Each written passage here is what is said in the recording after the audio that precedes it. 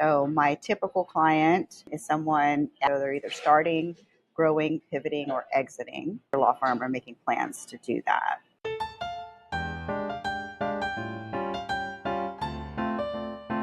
All right, so welcome to the You Are Lawyer podcast, Daya Naef. How are you today?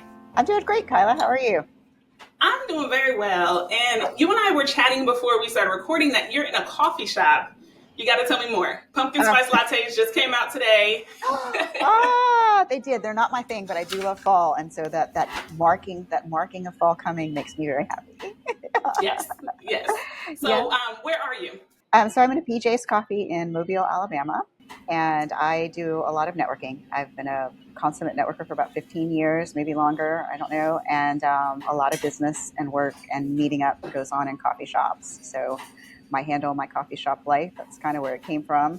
I temporarily changed it or added it to my green screen life when we were all on Zoom for whatever year and a half.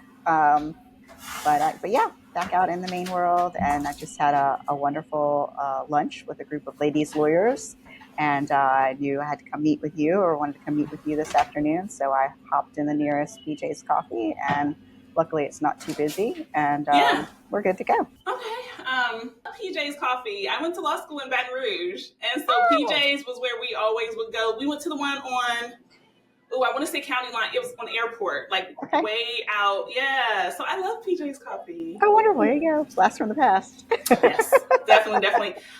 There's one, I used to drink that a lot, and then community coffee. And I'll tell you, chicory coffee is not the same. That stuff will keep you up. It is. Yes. It is. Not for the faint of heart. Well, I went to Loyola Law, so right down the river from you. Yes. So Daya, you and I connected because of Sheila Wilkinson. Okay. Yeah, and she was telling me, she was like, oh, I know this attorney. She's so great. I think she would be wonderful on the podcast. So would you tell the audience a little bit about what you do, your formal 9-to-5 job, and then any other interests that you have? Oh, wonderful. Okay. Nice broad canvas.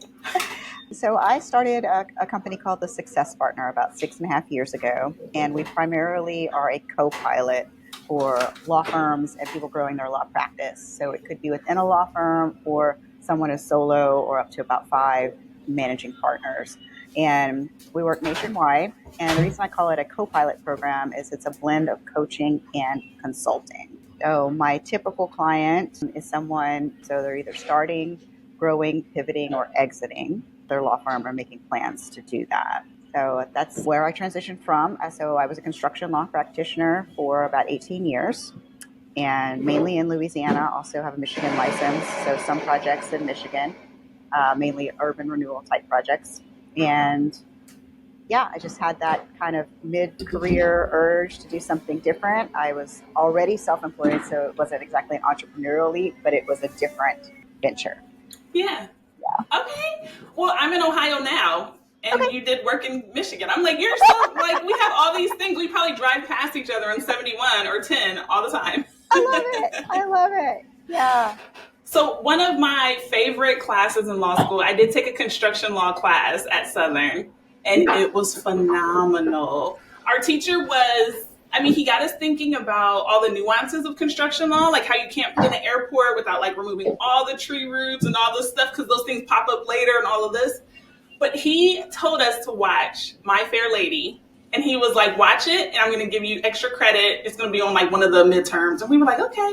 Nobody took him serious. I watched it, fell in love with it, because he was like, the currency of lawyers is words. And that movie is all about words and linguistics. So he broadened everything for me. I was like, wow, look at you enjoying musicals from way back when and teaching us about law. It was really cool.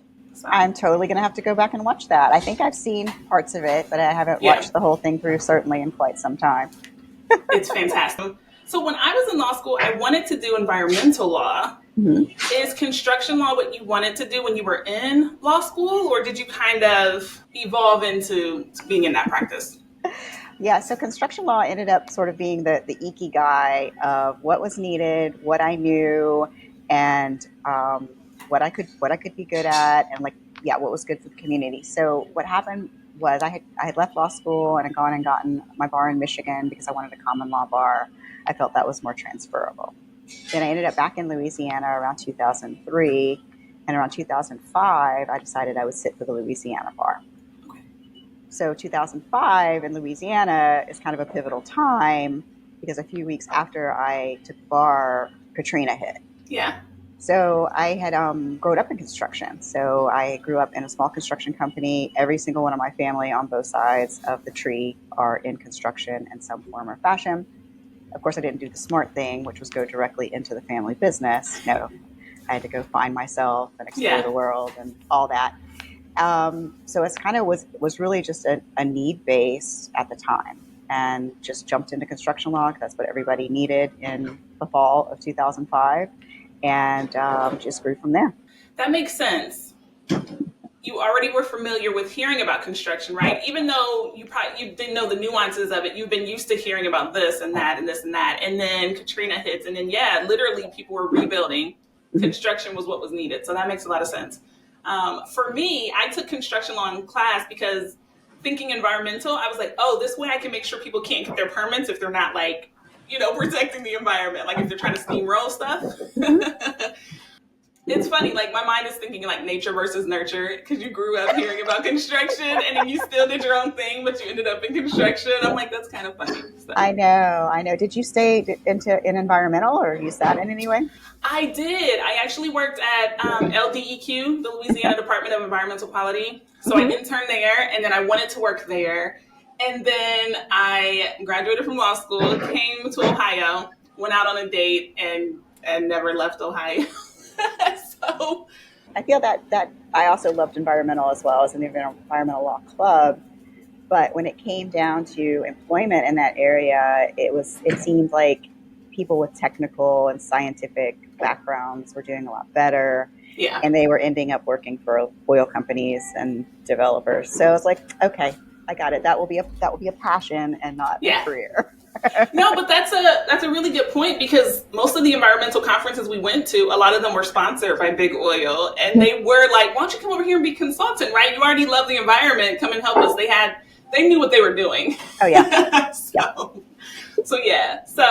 Daya, I keep thinking about your co-pilot program. First of all, that's a brilliant name to combine the two of those. Did you work with coaches when you were in your career and when you were finding jobs? Is that what made you decide that you wanted to get into coaching and consulting?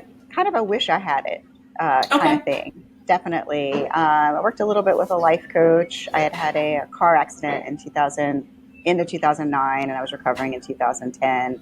And so I was out of work, just going to the doctors and going to doctor's appointments.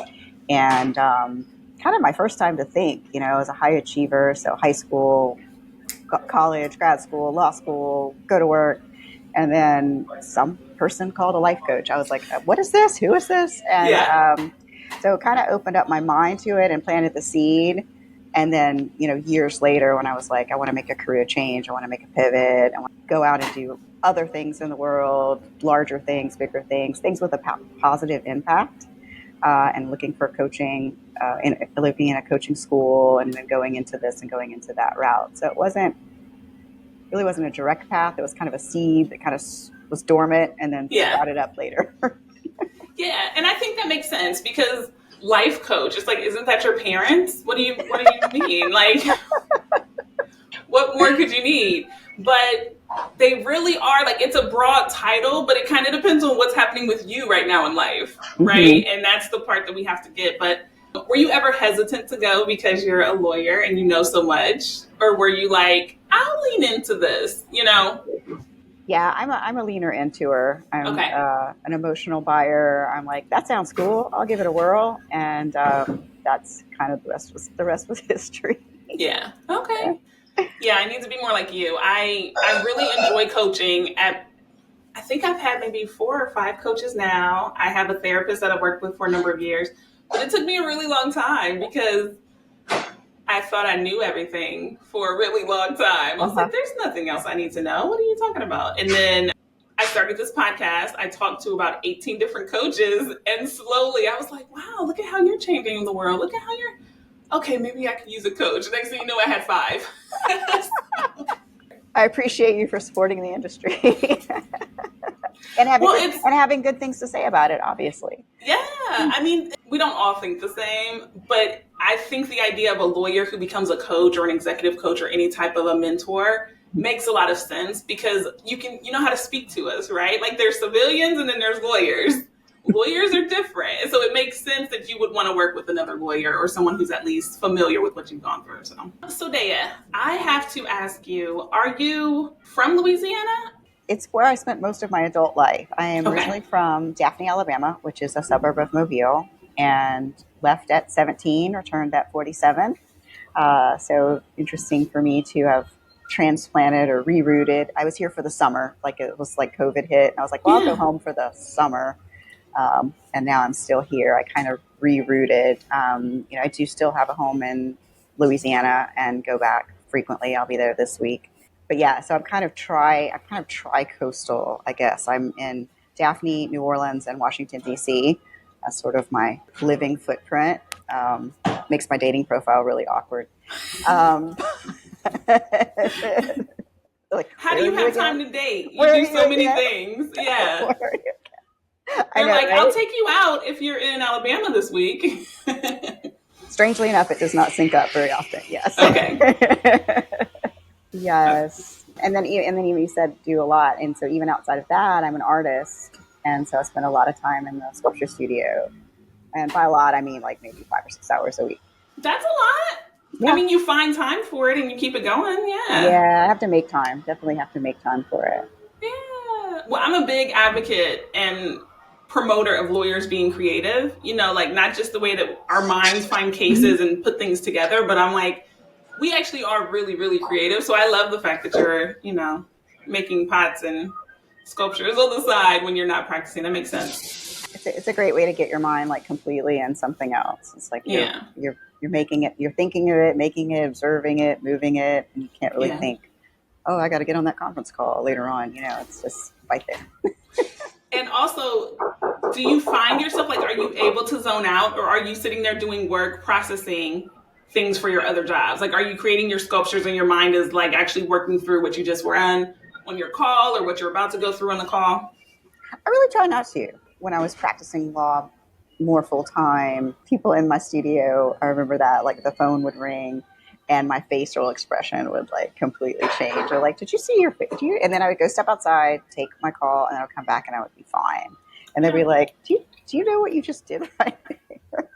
But now with this, it's usually not a crisis. Like usually someone's calling me to check in, to share their wins or accountability. It's usually good news on the phone. And so I try not to take my phone in the studio. And if I do, then I know it's probably good news and or something that I can handle later. Yeah. I want to lean into that a little bit because it made me think of the Sunday scaries where everyone's like, oh, the weekend's over. I have to go to work. Was it those emotions that were going through your mind, which is why your face changed? Or were you really like, oh no, like what now? Yeah, kind of a what now? Okay. Yeah, it's interesting to process that. Thank you for pointing that out. But it was just like a momentary, and then I'll handle it. Like it's like, okay, I'm going to handle Yeah. that, and then I do reflect something that has also been reflected to me in the lawyer seat. So if your opposing counsel or someone is calling you, do not answer the phone because they're always, no matter what, always more prepared for that call than you are. Right. Yeah. So that's been great guidance I got luckily early on and was able to say, okay, that's going to go to voicemail or the assistant's going to pick it up. And I had an assistant. It's like, not a problem. That call will be answered and I will be in a better position to handle it. Not at this moment, no matter what I'm doing. I could literally have been sitting at my desk completely in lawyer mode, but still never as prepared as the person on the other side of the call. Yeah. Yeah, that's smart. When I was in my law firm, we kind of had a rule to like not pop by people's offices. Like, yeah, if you're walking by, certainly wave. Mm-hmm. But unless I'm staring out the window, and even if I am, I'm probably thinking about something. When you stop by, hey, how you doing? You're immediately like, you're pulled out of whatever you're doing. So our thing is always like an email, like, hey, can I stop by in 5 minutes or whatever? Because it is hard. The other person is way more prepared. They intentionally walk to you to come and say, that person picked up the phone and call you to say whatever. And you're, yeah. Just wait. As long as you get to it. Just wait. Yeah. I mean, you can check the voicemail like immediately and say, "Oh, is this something urgent? Like, do I need to run to the courthouse right now? Like, is it something?" But it's whatever. Yeah. And Yeah. so just say, "Okay, I'm going to let them leave. I'm going to have presence of mind. Let them leave the voicemail. Let me see what Yeah. it's about, and then decide how I want to react." And Daya, you work with law firm owners and law firm directors. Is this something that you teach them, like how to prioritize and how to find that perspective with their jobs? Mm-hmm. Yeah, it's something that we bring out in conversation, and hopefully they will see that as a benefit to them. As probably you understand, it's like work-life balance and boundaries and all that comes very difficult for us. Yeah. But when I can kind of plant the seeds or move the conversation around to where the light bulb comes on at some point, and then how do we immediately reinforce that? Yeah. Okay. Very, very cool. So I just have one last question for you. And I ask every guest the same question, and that is, Daya, what would you say to young lawyers, 5 years practicing or less, or law students about what they can do with their law degrees? I would say the sky is the limit. I think now probably more than when I started practicing, which has been 25 plus years, who's counting, right? They told us that then too. They're like, "Oh, get a law degree. You can do anything in the world with it." That wasn't really the case maybe back then. But Yeah. I think now you do see a lot of JDs out starting their own businesses, teaching, consulting right out of the gate, even starting their own practices, hanging their own shingle like right out of the gate. But maybe you didn't see that, back 2, 3 generations of lawyers ago. So definitely keep that in mind, and I'm happy to field any questions that they might have about that, about how to transition yourself or track yourself, even in law school, for an alternative career. Yeah, because you didn't start out expecting to be a coach, right? This No, it was, didn't. yeah. It wasn't even. In fact, I don't think they even existed. Coaching's been around as a documented profession for about 30 years, 25, 30 years. So yeah, no. Yeah. Okay.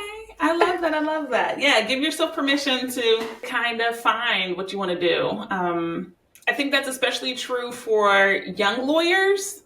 The law students, it's probably going to change, but especially when you're a young lawyer, you're like, well, this is all I know is IP law. This is it. And it's like, yeah, but you could learn something different. You know what I mean? It's not going to necessarily be easy, but you definitely can. Uh-huh. And advocate for yourself. If you're in a Mhm. firm and you just had to take that job because the student loans were pressuring you to take a job, advocate for yourself and say, "Hey, I really want to learn this other practice area. I really Yeah. want to do some of that to keep me interested in whatever it is that I'm doing now that I'm not in love with, but I do need to pay my bills and be a participating member of the firm." Yeah. And that's important too, right? We don't want you to ignore your responsibilities, but we don't want you to be miserable, Uh-huh. right? You get to choose. Exactly. It's all about that. Yeah. Yeah. And if you need any help, contact Daya because she can be your co-pilot and she can help you figure out what to do. Thanks so much, Kyla. This has been great. Yeah, of course. All right, Daya. Well, thank you so much for sharing with everyone. I hope they learned a lot, and I will talk to you later.